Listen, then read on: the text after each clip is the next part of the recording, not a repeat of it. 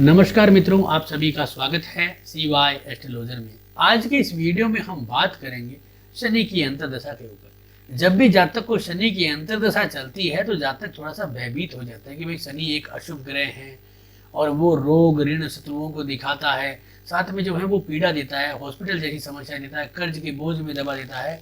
लेकिन शनि जो है वो लाभ भी देता है, जैसे जातक को सिखा देता है, जातक को जो है वो मेहनती बनाता है, जातक को जो है घर बनने का योग दिलाता है।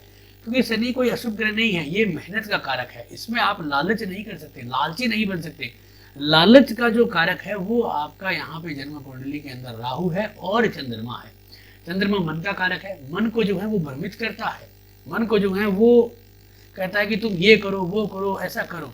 लेकिन शनि बहुत ही मेहनती ग्रह है, तो आपको जब भी इसकी दशा या अंतर्दशा चलती है तो उसको आप कैसे फलित करें, या फिर इसके अलावा जो भी ग्रह की दशा अंतर्दशा चल रही है तो उसे कैसे फलित करें, और आपको जो है वो फलित करते समय किन किन वर्ग कुंडलियों को और किन किन जो मुख्य बिंदुओं हैं उनको ध्यान में रखना जरूरी है। देखिए, आप एक्सपर्ट नहीं है, परंतु फिर भी आप जो है वो अगर अपनी आंख खोल के इस तरह का फलादेश कुछ करने की कोशिश करोगे तो आप ठगे नहीं जाओगे।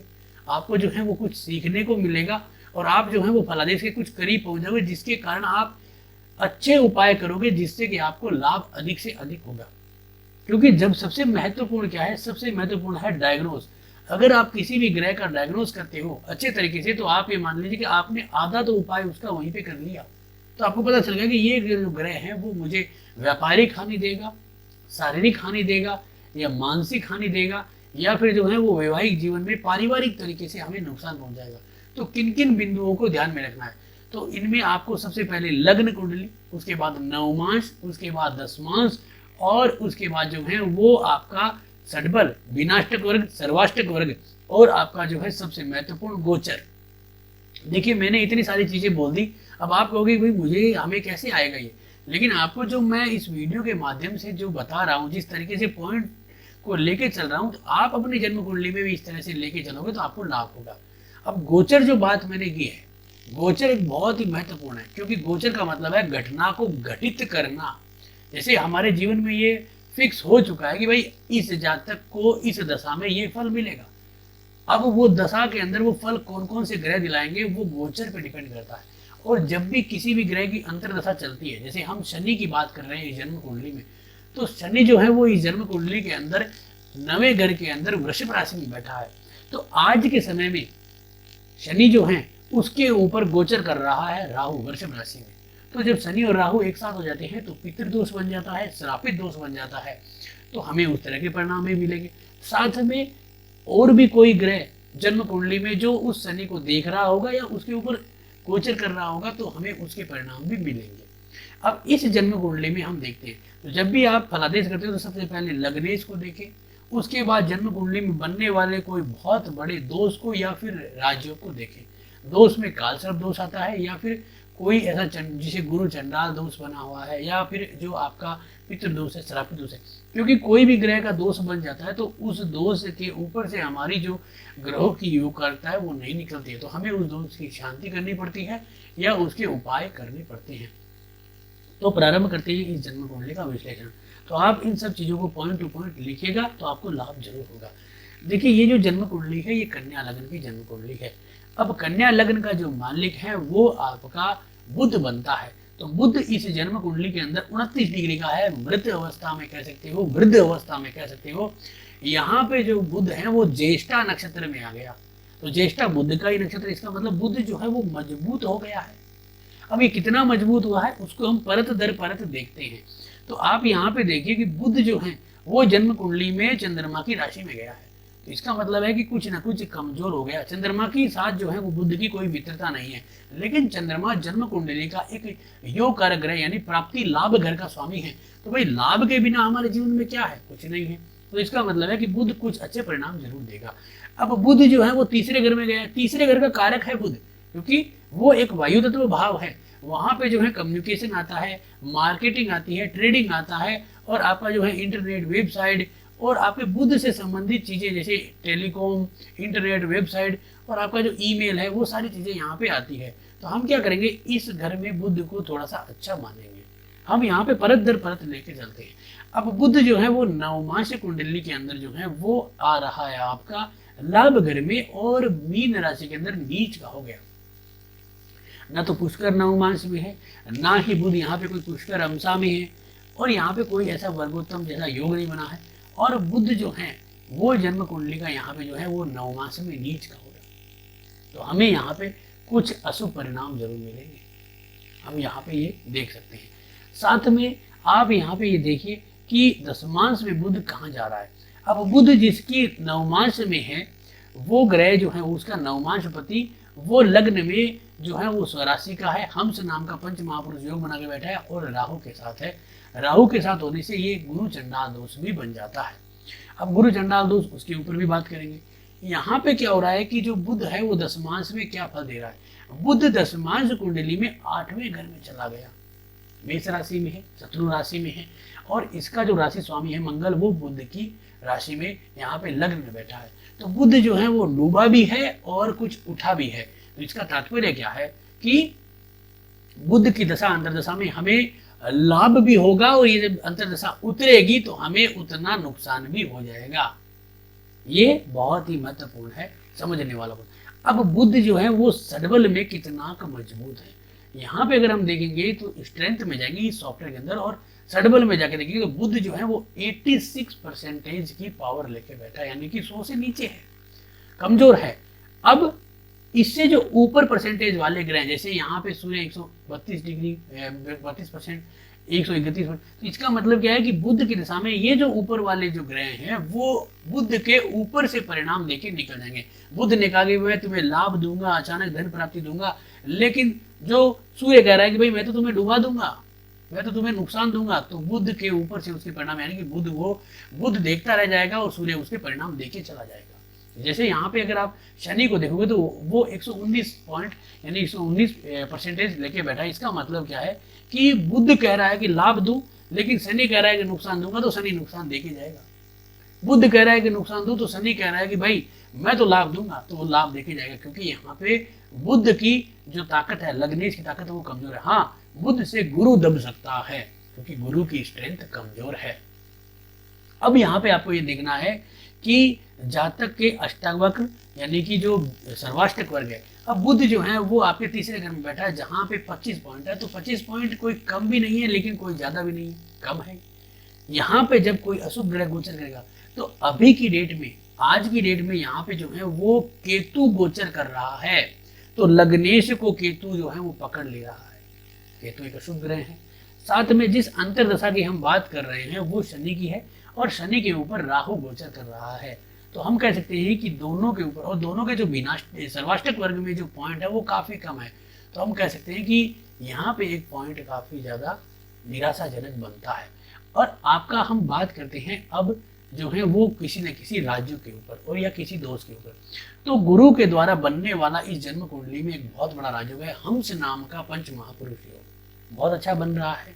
लेकिन क्या हो रहा है कि ये राहु के साथ है, और राहु और गुरु की जो डिग्री का अंतराल है, राहु जो है वो 23 डिग्री का है पूर्व साढ़ नक्षत्र में, और आपका जो यहाँ पे गुरु है वो आपका 24 डिग्री का पूर्व साढ़ नक्षत्र में। इसका मतलब क्या है कि ये दोनों के दोनों जो ग्रह हैं वो कहीं ना कहीं शुक्र के नक्षत्र में है।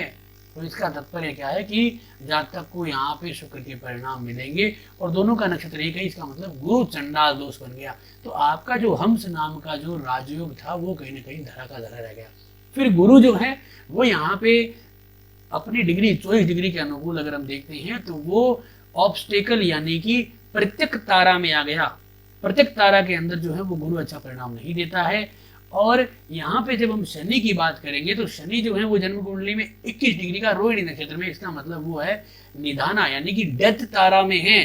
तो आपका जब हम शनि की दशा अंतरदशा की बात कर रहे हैं तो यहाँ पे शनि जो है वो मृत्यु तारा में आने के कारण यहाँ पे फंस रहा है, तो हमें अच्छे परिणाम मिले ऐसा संयोग नहीं बन पा रहा। तो यहाँ पे शनि जो है वो नुकसान दे रहा है। अब शनि जो है वो जन्म कुंडली का एक योग कारक ग्रह यानी पंचमेश है, और पंचमेश होने के साथ वो जो है वो भाग्य स्थान में अपनी मित्र राशि में बैठा है। लेकिन यहाँ पे जो है वो शनि हमने देखा कि वो जो है वो डेथ तारा में था। साथ में नवमांश कुंडली के अंदर अगर हम शनि को देखेंगे तो शनि चंद्रमा की राशि में है और वो तीसरे घर में है, यानी कि यहाँ पे वो अच्छा परिणाम नहीं दे पा रहा है, क्योंकि चंद्रमा जो है वो एक तरह से देखा जाए तो जन्म कुंडली में है तो लाभ घर का स्वामी, लेकिन शनि के साथ चंद्रमा की मित्रता नहीं है। शनि की राशि में यानी चंद्रमा की राशि में शनि आता है तो मानसिक परेशानी और मानसिक चिंता देता है। साथ में शनि तीसरे घर में आया तो ट्रेडिंग, मार्केटिंग, कम्युनिकेशन इसके संबंधित जो है वो परिणाम देगा। और चंद्रमा की राशि में तो चंद्रमा क्या है कि मन का कारक है, तो जातक को क्या मन में ज्यादा लाभ कमाने की, ज्यादा लालच देने की कोशिश करेगा, लेकिन शनि उन चीजों को जो है वो सपोर्ट नहीं करता, तो जातक कहीं ना कहीं फंसेगा। जातक जो है वो कहीं ना कहीं अपने लालच के अंदर आके नुकसान भोगने का योग में आ जाएगा। तो यहाँ पे शनि जो है वो कुछ ना कुछ फंस रहा है। अब आप यहाँ पे देखिए कि इसकी स्ट्रेंथ, तो अगर हम सर्वाष्टक वर्ग में देखते हैं तो सर्वाष्टक वर्ग में शनि जहाँ पे बैठा है, यानी कि यहाँ पे 9वें घर में तो 21 पॉइंट आ रहे हैं, तो काफी कम है। जब आपके सर्वाष्टक वर्ग में 24 से कम पॉइंट किसी भाव में होते हैं तो वहां पे कोई भी अशुभ ग्रह गोचर करता है तो उस भाव से संबंधित हमें अशुभ परिणाम मिलते हैं। अब शनि का जो है वो विनाष्टक वर्ग देखते हैं तो शनि के विनाष्टक वर्ग में यहाँ पे जहाँ पे शनि बैठा है 9वें घर के अंदर, वहां पे 1 पॉइंट आ रहा है। तो यहाँ पे क्या है कि अगर 3 से कम होते हैं तो जातक को काफी सारे नुकसान होने के योग बनते हैं। और यहाँ पे अभी जो है वो राहु का गोचर चल रहा है और शनि के साथ जो है उसकी युति होने से उसका जो है वो पितृदोष, श्रापित दोष जैसा योग बना हुआ है। साथ में एक और महत्वपूर्ण गोचर जो चल रहा है वो चल रहा है आपका केतु का। केतु का यहाँ पे चल रहा है, जहाँ पे भी बहुत ही कम पॉइंट है, शनि के 2 पॉइंट है, तो यहाँ पे भी नुकसान का योग बन रहा है।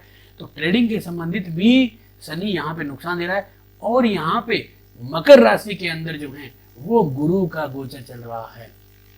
गुरु जो है वो 20 नवंबर 2021 को जो है वो कुंभ राशि में आएगा, तो जातक को कुछ अच्छे परिणाम भी देगा। लेकिन शनि के यहाँ पे जो है वो शनि का गोचर भी चल रहा है, लेकिन गुरु यहाँ पे नीच का हुआ है पंचम घर में। पंचम घर क्या है, छठे का 12वां है और 7वें का 11वां, यानी कि कंपटीटर पैदा करता है मार्केट में। हमारा जो है वो नुकसान हो जाता है, हमारे कंपटीटर को लाभ और हमें नुकसान, वो सब चीजें जो है वो 5वां घर दिखाता है। नौकरी में जो है परेशानी, काम काज में परेशानी, पैसों के आने में परेशानी, नौकर जो है वो सपोर्ट नहीं करते। 5वां घर जो है वो एक लॉटरी है, लगे तो लाभ, नहीं लगे तो जातक को कंगाल कर देती है। तो यहाँ पे जो गुरु का गोचर हो रहा है, जहाँ पे गुरु नीच का हुआ है, अब यहाँ पे इस 5वें घर को एक्टिव करता है, तो 5वें घर से संबंधित अशुभ परिणाम देता है। साथ में अपनी 5वीं दृष्टि से इस शनि को देखता है, वक्रीय शनि को। वक्रीय शनि है, इसका मतलब तीव्र रिजल्ट मिलेंगे, तेज रिजल्ट मिलेंगे, इसका चेष्टा बल बहुत तेज है। तो इसका मतलब क्या है कि जातक को नुकसान के योग बनेंगे। तो यहाँ पे क्या हो रहा है कि गुरु भी इसको देख रहा है, राहु इसके ऊपर गोचर कर रहा है, तो जातक को इस शनि की अंतर्दशा में, अभी शनि की अंतर्दशा कब निकली है, तो यहाँ पे जातक को जो है वो बुध की महादशा चली है 2004 से, और 2021 अगस्त तक जो है वो बुध की दशा रही है, महादशा। और इसमें जो शनि की अंतर्दशा रही है वो रही है दिसंबर 2018 से, यानी कि हम इसे 2019 मान सकते हैं। तो 2019 से लेकर 2021 अगस्त तक, तो इस समय के अंदर जो है वो जातक को काफी सारा नुकसान होने का योग बनाता है। यानी कि जन्म कुंडली में योग कारक, अगर हम सिर्फ जन्म कुंडली किसी को दिखाएंगे तो जातक को लोग कहेंगे कि भाई आपकी तो शनि योग कारक है, पंचमी से, और बहुत बढ़िया भाग्य स्थान में बैठा है, मित्र राशि में बैठा है, अच्छे परिणाम देगा, इसका जो राशि स्वामी है वो इसी के सामने बैठा है। लेकिन हमने जब विनाष्टक वर्ग को देखा तो हमने देखा कि शनि की जो दोनों राशियां हैं, यानी कि 10 नंबर और 11 नंबर, वो जन्म कुंडली में 5वें और 6ठे घर में आ रही है, तो वहां पे विनाष्टक वर्ग में 2 और 1 पॉइंट बन रहे हैं। तो आपको यहाँ पे नुकसान के संपूर्ण योग बन रहे हैं, तो आपको यहाँ पे ये देखना है। और दूसरा यहाँ पे जो पे शनि बैठा है वहां पे भी 1 पॉइंट है, तो आपको यहाँ पे भी नुकसान के योग बन रहे हैं, और उसके ऊपर गोचर भी नुकसानदायक हो रहा है। और शनि जो है वो यहाँ पे मृत्यु तारा के अंदर, डेथ तारा में बैठा है, यानी कि आपका निधन में, तो आपके साथ तो बुरा देगा। और गुरु जो है वो ऑब्स्टेकल तारा में है, तो जातक को भयंकर ऑब्स्टेकल देगा कि जातक को निकलने ना दे। तो यहाँ पे क्या होगा, इस तरह के दोष हो गए। तो गुरु जो है राहु के साथ है, तो इसका मतलब क्या है कि गुरु अपने गोचर के अंदर प्रॉपर्टी नुकसान करा दे, प्रॉपर्टी बिका दे, बहुत बड़ा पैसों का योग जो है वो हाथ से निकल जाए, पैसा फंस जाए, इस तरह के परिणाम देगा।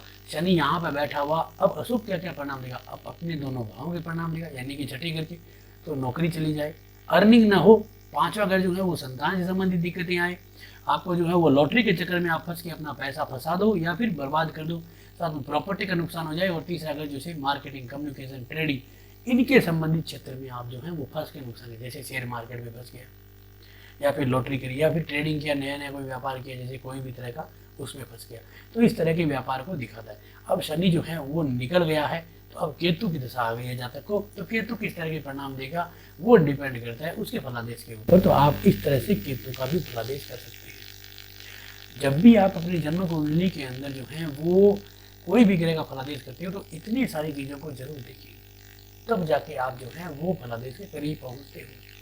तब जाके आपको पता चलता है कि भाई जन्म कुंडली में योग कारक लिखने वाला कहीं ना कहीं योग कारक है या नहीं है। जैसे नवमांश में जाके यहाँ पे बैठा तीसरे घर में, और दसमांश कुंडली के अंदर जो शनि है वो 12वें घर में गुरु के साथ चला गया शत्रु राशि सिंह में, तो जातक को क्या करेगा, वह भाव है, नुकसान करेगा, फंसा देगा पूर्ण रूप से। और आपका जो लग्न जिसकी महादशा चली है वो 8वें घर में है, और शनि जो है जिसकी राशि में बैठा है वो 6ठे घर में, 6, 8, 12 का संयोग बन गया, तो जातक को पूर्ण रूप से कंगाल करने वाले योगों में आ जाता है। और शनि के लिए कहा गया है कि शनि या तो निखार देता है या निचोड़ देता है, तो आपको देखना है कि अपनी जन्म कुंडली में वो क्या करेगा। तो आज का जो वीडियो था इसमें मैंने आपको शनि की दशा का अंतर्दशा का फल बताया। आप अपनी जन्म कुंडली में किसी भी ग्रह की जो भी अंतर्दशा चल रही है उसको इसी पॉइंट के माध्यम से जब फलादेश करोगे तो आपको अच्छे परिणाम जरूर मिलेंगे। तो धन्यवाद दोस्तों।